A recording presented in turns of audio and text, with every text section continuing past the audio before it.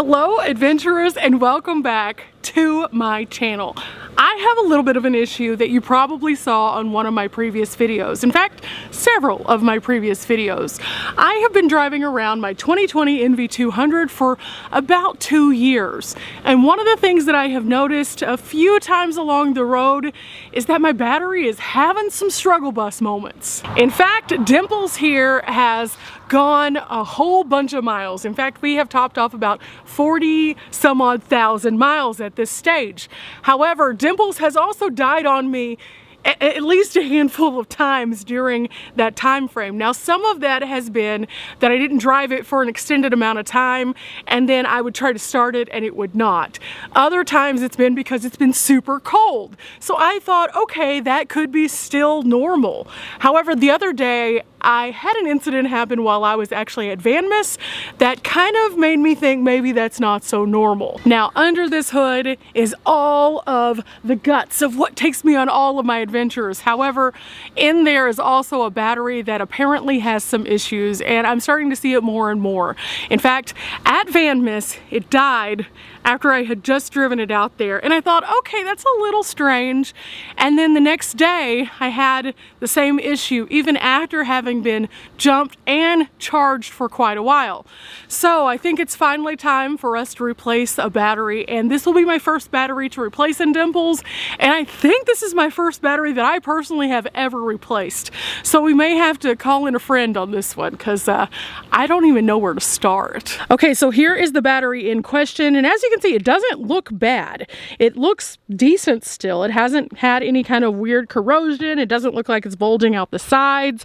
So I'm not exactly sure what is going on with it. I just know that no matter what I have done, time and time again, it just continues to die. So for my own safety and for my own peace of mind, I'm just going to go ahead and replace it. Now, I know this might not be something that everyone would say, yes, go do this. They would probably give me a laundry list of things to try. And I've probably tried a bunch of those, just not on camera. So me saying I'm going to replace this has come after a lot of trial and error already. So with that said, let's go to the store. Of course, if I'm gonna do this, I might want to do that phone a friend like now. So maybe my friend should be like my dad, because he seems to have a lot more mechanical knowledge than me. I just don't want to mess this up because it's so important.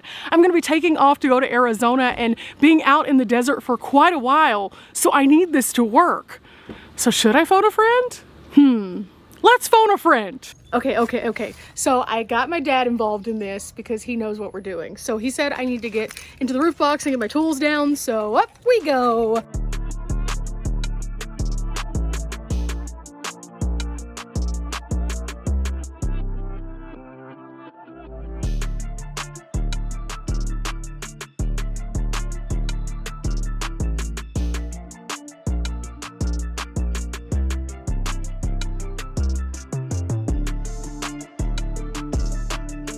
Okay, what Dad's doing right now is he's looking for the proper tool to take this out. I had no idea where to even start on this, so I'm super happy that Dad's helping me, because otherwise we'd be here for a while.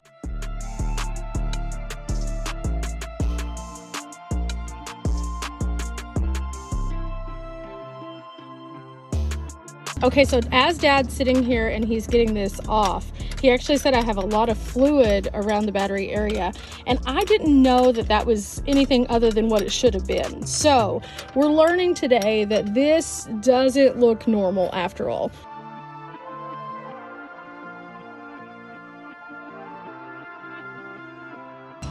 Okay, he has disconnected it. He's taken the little bar off of the top. And now we get to see what the battery looks like when it comes out, and this could be interesting. Okay guys, the battery is out and we're looking at it, and there's moisture on it, and Dad said that's not super normal. But also this side right here, it's hard to see just looking at it, but you can kind of see it when we move over to the side. It has a little bubble kind of on the side. And so, yep, the battery is in fact bad. So now we get to replace it, and then we'll put the new battery in and everything should be better. we shall cross our fingers that everything is in fact better, but this is the case with the battery. So I wasn't crazy. Okay, so the plan is we're going to go to the store in a few minutes. And if you've never done a battery, because I know I haven't, this is kind of a different process. Typically, whenever you go to the store, you just buy something, bring it out, and it's yours and you're good to go. But with batteries, they ask you to bring in the old battery, which is the core. Otherwise, they charge you because it's supposed to be like taken care of in a certain way whenever you're disposing of it. And so they charge you if you don't bring it to them so that they can do that properly. Now, something else that was kind of interesting though was while we were taking it out, it had this little sleeve of insulation around it. So we want to make sure we don't lose this. So I'm just going to set it in the floorboard until we return. And then the new battery will have this wrapped around it when it's installed. And that's going to help it out quite a bit. Okay guys, something I discovered as I was standing here getting ready to go and pick up a new battery. I can't lock my van using the key because there's no battery now. So I'm having to go to each individual door, put the key in, and then turn it to make sure that it's locked. And you know, this is something that I never thought too much about because whenever I was driving around in my first adventure vehicle, everything was in fact manual. And so now that everything's automatic, this is something you don't think about. However, one other thing, notice this door and then also the other door and the back door and the driver's door all can be manually locked. This guy though doesn't have a manual lock, so I had to crawl through the front seat to lock it. The weird things that we learn along the way. Definitely a weird one.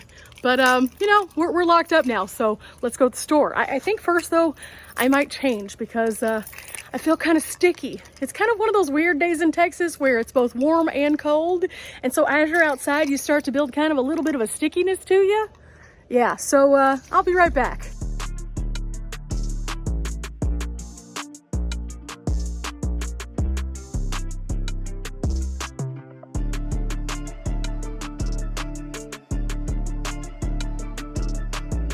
Okay, they didn't have the correct batteries. We're gonna have to go to a different place. But that's okay because we picked up some other things.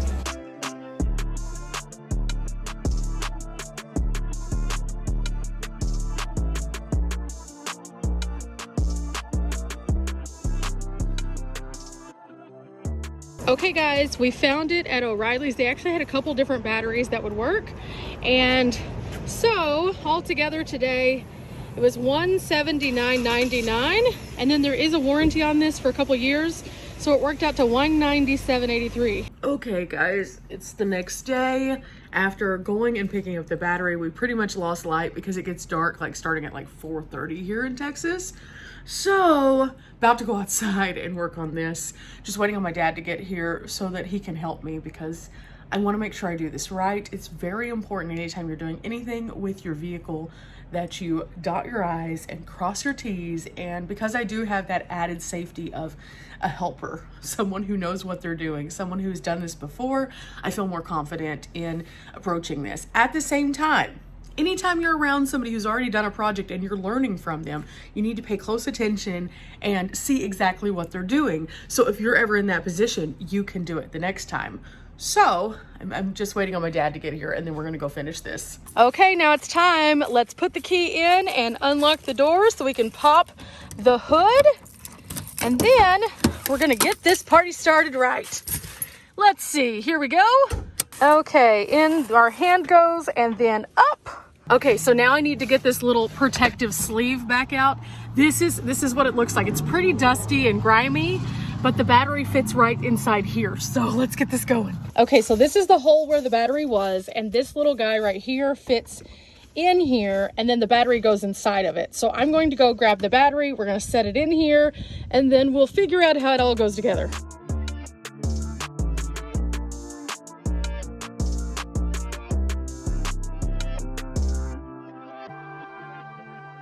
Okay, so Dad is unscrewing these little top post things, so I guess I could try to help.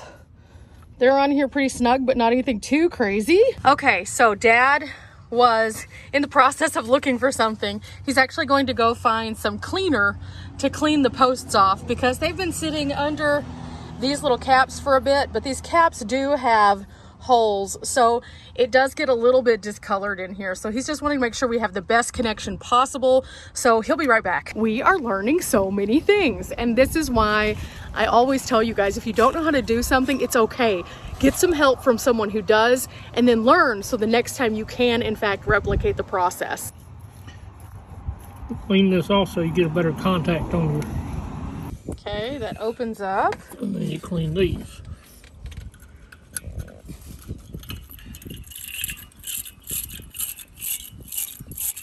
Interesting. We use the contact here to get rid of any acid. Okay, so after it's clean, we put the sleeve on it, and it kind of fits in here. Kind of squishes in. Okay, now that the sleeve is in there, there's a little bar that'll come across and push it back into place and hold it, and then we'll have these two. Okay, there's the little arm that came off of it that holds it in place. Okay guys, I have a little bit of a development. As we were sitting there trying to put those little brackets in, my dad realized something that was a bit deceiving. Now, whenever we were at O'Reilly's, they matched us with 4 different kinds of batteries that would work for the NV200. And all of those batteries have the right amount of pull, they're the right size, all of the things that you need, right? Except for the difference is, whenever they bring out a battery to you at O'Reilly's, sometimes it has like this little casing thing on the top that is strictly to protect the top part of the battery whenever it's in shipping and stuff like that.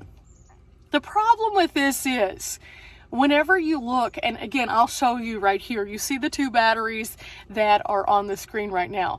You see that both of those batteries look like they are, in fact, the same height. Unfortunately though, this battery that we purchased did in fact have one of those little casings on the top. So what that means is that when you pull that casing off, the battery is actually a bit shorter than the other battery. So I didn't know this was a thing. Again, we're learning here together, and my dad mentioned that in order to do that, you're going to have to like build a little bit of a buffer there for the brackets to fit correctly. So he's currently in the process of looking for something to do that. This is why we get help. This is why we get help, so we can learn, because I would have never known that. I just thought that you went into the store, asked them for the correct like model of vehicle battery, and that was it. You just plug it in and you're ready to go. I didn't know about cleaning. I didn't know that you need a little tool to do that. And I certainly didn't know that there was a difference in height. But there is, and we're learning together. So translating this into real terms that makes sense to all of you at home. Basically what it means is, by this not being quite as tall of a battery, for one, the little sleeve doesn't go down as far, and we did notice that.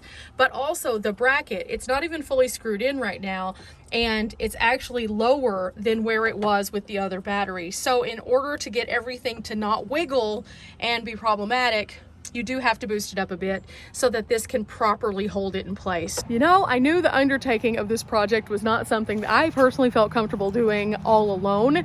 And at the same time, my van's been parked here for a few days and it's just been enjoying the fall leaves. Maybe it will get a good ride around pretty soon, but this is why I do these projects whenever I'm in a place that I don't have to necessarily worry about moving every single day. So yeah, we're just gonna see what he comes up with.